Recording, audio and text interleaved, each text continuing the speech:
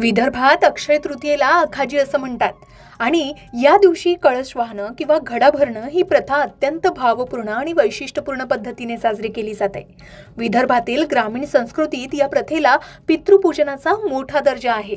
या दिवशी घरात मातीचा नवीन कोरा माठ आणला जातो. तो स्वच्छ धुवून त्यावर चंदनाचे किंवा हळद कुंकवाची 5 बोटं ओढली जातात. हा भरलेला पाण्याचा घडा म्हणजे आपल्या पूर्वजांची प्रतीक मानला जातो. घड्यावर आंब्याची पानं, दर्भ, कैरी किंवा मातीचं झाकण ठेवलं जातं. देवाला आणि पितरांना कच्च्या कैरीचं पन्हं नैवेद्य म्हणून दाखवला जातो.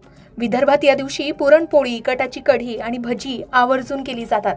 पितरांच्या नावाने पाटावर नैवेद्य सुद्धा वाढला जातो. घड्याची पूजा झाल्यावर तो घडा एखाद्या मंदिरात किंवा ब्राह्मणांना दान दिला जातो.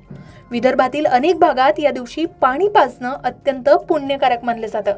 अनेक जण आपल्या घरासमोर पाण्याचे माठ भरून ठेवतात, जेणेकरून उन्हातून येणारे